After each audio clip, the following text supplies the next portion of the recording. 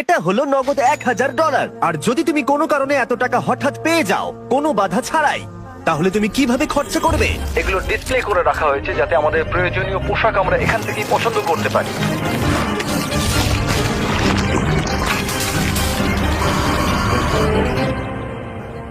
ঠিক আছে, কিন্তু উগান্ডাতে বসবাস করা কয়েক হাজার মানুষ এটাকে অন্যভাবে খরচা করবে।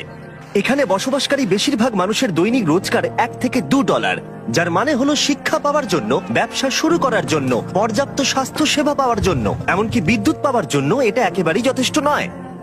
কিন্তু আমি মনে করি এর সমাধান খুবই সহজ, এই টাকা দিলেই সমাধান হয়ে যাবে। কিন্তু এটাও ঠিক, এমন লোকদের এতগুলো টাকা একসাথে দেওয়া ঝুঁকিপূর্ণ হয়ে যাবে যারা এতগুলো টাকা এর আগে কখনো একসাথে পায়নি। তাই যখন একটা অর্গানাইজেশন এই কাজে আমাদেরকে সাহায্য করবার জন্য এগিয়ে এলো, তখন আমরা জানতাম আমাদের আরো জানবার জন্য সেখানে যেতে হবে। উগান্ডা একটি সুন্দর দেশ এবং এখানে কিছু অবিশ্বাস্য লোক থাকে, কিন্তু যখন আমি প্রথম এই প্রোগ্রামটি সম্পর্কে গিভ ডাইরেক্টলির সাথে যোগাযোগ করি, তখন আমার প্রাথমিক প্রতিক্রিয়া এটাই ছিল যে এটা একটা ভয়ানক ধারণা। আমি ভেবেছিলাম যে চরম দারিদ্র্যের মধ্যে থাকা মানুষগুলোকে যদি 1 বছরের পুরো আয় সরাসরি তাদের হাতে তুলে দেওয়া হয়, তাহলে বোধহয় দুর্যোগের মধ্যে সেটা সঠিক হবে না। গিভ ডিরেক্টলি একটা সিলেকশন প্রসেসের মধ্য দিয়ে অর্থনৈতিকভাবে সবথেকে পিছিয়ে পড়া গ্রামগুলোকে বেছে নেবে আর প্রত্যেকটা ফ্যামিলিকে সাইন আপ করাবে। তারপর তাদেরকে একটা করে মোবাইল ফোন দেওয়া হবে আর তারা একটা ইউনিক পিন নাম্বার পাবে। টাকাটা তাদের সিম কার্ডে ডাইরেক্ট ঢুকবে যাতে তারা সরাসরি লেনদেন করতে পারে, অথবা তারা পিন কোড ব্যবহার করে কাছাকাছি আউটলেটে গিয়ে মোবাইল মানি এজেন্টের কাছ থেকে ক্যাশ উইথড্র করতে পারে। এই সমস্ত পিছিয়ে পড়া সম্প্রদায়ের মানুষদের সীমিত কাজের সুযোগ তাদের পরিবারের ভরণ পোষণ অত্যন্ত কঠিন করে তুলেছে। তাদের মধ্যেই একজন হলো পল। আমার স্ত্রী আর 2 সন্তান আছে, আমরা 4 জনে থাকি। আমার পরিবার দিনে একবারই খেতে পায়, আমরা একবারই খাই, রাতের বেলা, যেটা আমার কাছে খুব কষ্টকর। যদি পলের একটু বেশি অর্থ থাকতো তাহলে সে সেটাকে শুধুমাত্র ব্যবসাতেই বিনিয়োগ করতো না, বরং তার সন্তানরা এর পাশাপাশি ভালো শিক্ষার সুযোগও পেত। আমার এখন জীবনের লক্ষ্য হলো সিনিয়র 4 সার্টিফিকেট পাওয়া। হয়তো তারপর আমার জীবনের কোনো একটা উন্নতি ঘটবে কোনোভাবে। চরম দারিদ্র্যের মধ্যে বসবাসকারী লোকেরা খুবই সীমিত। তাদের বেশিরভাগ দিন অতিবাহিত হয় ছোটখাটো কাজে এবং তারা নিজেরা এই দারিদ্র্যের চক্র থেকে বেরিয়ে আসতে পারে এটা তারা ভাবতেই পারে না। 1 বছর আগে এরকমই অবস্থা ছিল টিয়ান এবং লোকুরের।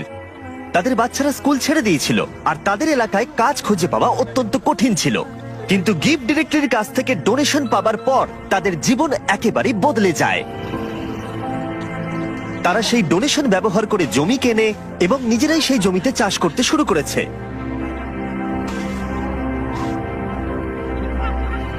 তারা একটা গ্রেন মিলও কিনেছে এবং তারা এখন গোটা সম্প্রদায়ের জন্য শস্য প্রক্রিয়াকরণ করে অল্প প্রফিটও করছে। তারা এখন তাদের সেই প্রফিট দিয়ে নিজেদের বাড়িতে একটি দোকান খুলতে চায়। তার সাথে লোকুরে এখন গ্রামের মধ্যে একটা রিফুয়েলিং স্টেশনও চালু করেছে। এই প্রোগ্রামটি কি করতে পারে তার জ্বলন্ত উদাহরণ এটা, কারণ এর ফলে তাদের ব্যবসা এবং অর্থনীতি দুটোরই উন্নতি হয়। তাও আমাদের সন্দেহ ছিল এই ডিরেক্ট ক্যাশ দেওয়াটা কতটা কাজে আসবে। আমরা জানতে চাইছি এতে ওদের কি কি সুবিধা হবে ওদের ট্র্যাডিশনাল সিস্টেমগুলোকে কাজে লাগিয়ে। তাই আমরা স্থানীয় গিফট ডাইরেক্টলি ফিল্ড অফিসার সিলভেস্টোর সাথে দেখা করলাম। আমি এই কমিউনিটির মধ্যেই থাকি, আমি কারামোজাতে কাজ করি। আমি এখানেই জন্মেছি এবং এখানেই বড় হয়েছি। আমার ক্ষেত্রে যেটা হয়েছিল, যখন আমি বড় হচ্ছিলাম, মানে যখন আমি স্কুলে পড়ছিলাম, বিশেষত যখন আমি সেকেন্ডারি এডুকেশনের জন্য পড়ছি, আমার বাবা মায়ের কাছে অতটা টাকা ছিল না যাতে তারা আমার পড়াশোনা আরো এগিয়ে নিয়ে যেতে পারে। তাই আমাদের বাড়িটা বিক্রি করে দেয় যাতে আমি স্কুলে যেতে পারি। সেটা ছিল আমার কাছে আমার স্বপ্ন বিক্রি করে দেওয়ার মতো, আমার সবকিছু বিক্রি করে দেওয়ার মতো। এটা ছিল এক চরম দারিদ্রতা, আমাদের কাছে কোনো কিছুই ছিল না। যখন আমি গিফট ডাইরেক্টলিতে জয়েন করলাম, আমি বুঝতে পারলাম যে এটা অনেক অনেক আলাদা। আগে আমি যাদের সাথে চ্যারিটি করেছি তাদের থেকে অনেক আলাদা। গিফট ডাইরেক্টলি আমাদের ডিরেক্ট ক্যাশ দেয়, সেই ক্যাশটা আমাদের কমিউনিটির মধ্যে যায় আর সেই ক্যাশটা আমাদের কমিউনিটির বিজনেসও বাড়ায়। এই ক্যাশটার বদলেই আমরা আমাদের চাহিদা পূরণ করতে সমর্থ হই। মানুষ দারিদ্র্যের মধ্যে আটকে পড়েছে প্রচেষ্টার অভাব বা সামর্থ্যের অভাবে নয়, সুযোগের অভাবে তারা দারিদ্র্যের মধ্যে আটকে পড়েছে। তাদের মধ্যেই একজন হলো জোসেফ, যিনি গ্রামের প্রধান। কেউ কেউ অনেক দূরের জমির মালিক, তাই আপনার যেটা সব থেকে বেশি দরকার সেটা হলো টাকা, যাতে আপনি কাছাকাছির মধ্যে জমি কিনতে পারেন। আমরা এই ঘাসের বাড়ি তৈরি করি আর উই পোকা এই ঘাসগুলো খুব দ্রুত খেয়ে নেয়, তাই খুব বেশি দিন এই বাড়িগুলো থাকে না। আমরা পরের বছর আবার এগুলো তৈরি করি, ধ্বংস করি, আবার তৈরি করি, এভাবেই চলতে থাকে। কিন্তু এই গ্রামে বাড়ির সমস্যাই একমাত্র প্রধান সমস্যা নয়। ক্ষুধা, দারিদ্রতা এবং শিক্ষার অভাব এই সমস্ত সম্প্রদায়ের মানুষদের অন্যতম প্রধান সমস্যা। তার নিজের গ্রাম পরিচালনা করার বোঝা ছাড়াও জোসেফ গুরুতর স্বাস্থ্য জটিলতায় ভুগছে। কয়েক বছর আগে তার স্ট্রোক হয়েছিল, যেটা তাকে দুর্বল করে দিয়েছে, এবং তার কাছে পর্যাপ্ত অর্থ না থাকায় সে প্রয়োজনীয় ওষুধও কিনতে পারছে না। জীবনযাপন এখানে সত্যি খুব কঠিন। আমি বাঁচবো কিনা আমি জানি না, আমি সত্যিই জানি না, কারণ আমার যে রোগটা হয়েছে সেটা খুবই কঠিন। আমি সত্যিই জানি না। এখানে প্রত্যেকের নিজের নিজের চাহিদা রয়েছে, এবং আমরা যেটা বুঝতে পেরেছি সেটা হলো এই মানুষগুলোকে একটা ভালো ভবিষ্যৎ দিতে গেলে তাদের নিজেদের এবং তাদের পরিবারের জন্য সিদ্ধান্ত নেওয়ার ক্ষমতা দিতে হবে। তাই আমরা ঠিক করেছি গিফট ডিরেক্টলির সাথে যুক্ত হয়ে এই গ্রাম এবং আশেপাশের 300টি পরিবারকে অর্থ অনুদান করে সাহায্য করব তাদের উজ্জ্বল ভবিষ্যতের জন্য। তাই যখন গিফট ডিরেক্টলি টিম গ্রামগুলোর চূড়ান্ত তালিকা প্রকাশ করছিল, যেটা করতে সারাদিন সময় লাগবে, তখন ড্যান এবং ড্যারেন গ্রামটা ঘুরে দেখলো, যেখানে তারা ছুরি ধার দেওয়ার যন্ত্র দেখতে পেল। তোমার কি মনে হয় এটা আমরা আরো ভালো করতে পারবো? হ্যাঁ, আমার মনে হচ্ছে আমরা ভালো করব। এই তো, তুমি পারবেই। এই তো এইভাবে। হ্যাঁ,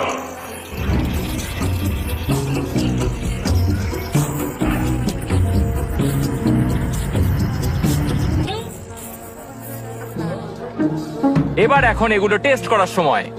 ওরা কি টেস্ট করার জন্য চিকেন এনেছে? না, ওরা আমাদের জন্য চিকেন আনেনি। আমাদের পেছনে এখন অনেক লোক দাঁড়িয়ে আছে, আর ওরা দেখবে যে সব থেকে ভালো কে ছুরি ধার দিয়েছে। যদি তোমরা ফুটেজটাকে রোল ব্যাক করে দেখো তাহলে দেখতে পাবে ড্যারেনকে একজন অ্যাসিস্ট করছে ছুরিটা ধার দেওয়ার জন্য, আর আমি পুরোটা একা একা করে গেলাম।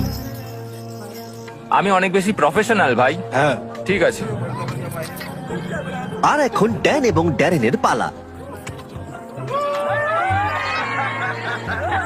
আমি চ্যাম্পিয়ন। হ্যাঁ হ্যাঁ, তুমি চ্যাম্পিয়ন, তুমি চ্যাম্পিয়ন। ড্যারেন হার মানতে না পেরে অন্য কিছু চেষ্টা করলো। সমগ্র আফ্রিকা জুড়ে লোকেরা তাদের মাথার উপরে জিনিসপত্র বহন করে থাকে। ড্যান আর আমি এখন সেটাই চেষ্টা করতে যাচ্ছি। ওরে বাপরে। দাঁড়াও। আরে তুমি দাঁড়াও।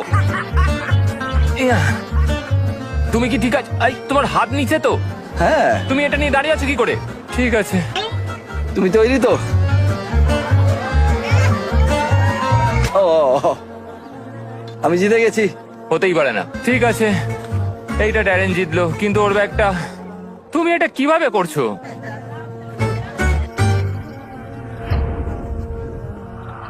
পরের দিন সকাল ছিল ডিস্ট্রিবিউশনের সকাল। এখন সেই মুহূর্তটা এসে গেছে। সমস্ত টাকা 10 মিনিটের মধ্যে ট্রান্সমিটেড হয়ে যাবে। এই মানুষগুলো অবশেষে তাদের দারিদ্র্য থেকে মুক্তি পাওয়ার একটা সুযোগ পাচ্ছে, যা নিয়ে তারা সারা জীবন লড়াই করছিল। কিন্তু গ্রামের মধ্যে জোসেফ ছিল সবচেয়ে বেশি উদ্বিগ্ন, কারণ তিনি জানতেন এই অনুদানটি তার এবং তার পরিবারের জীবন কতটা বদলে দেবে। এটা ছিল সেই মুহূর্ত যার জন্য তারা অপেক্ষা করছিল। তাই গোটা সম্প্রদায় ছিল নার্ভাস এবং এক্সাইটেড।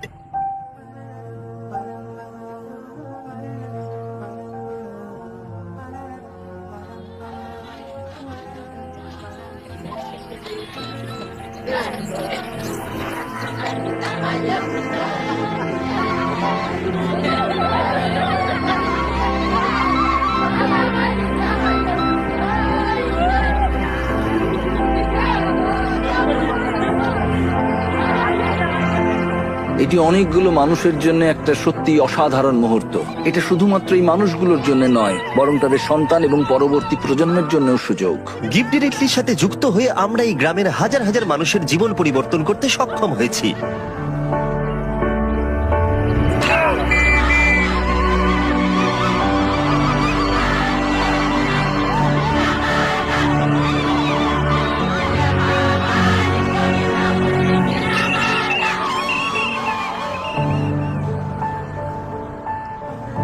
টেক্সট মেসেজ পাওয়ার পর এখন সময় তাদের টাকাগুলো উইথড্র করবার।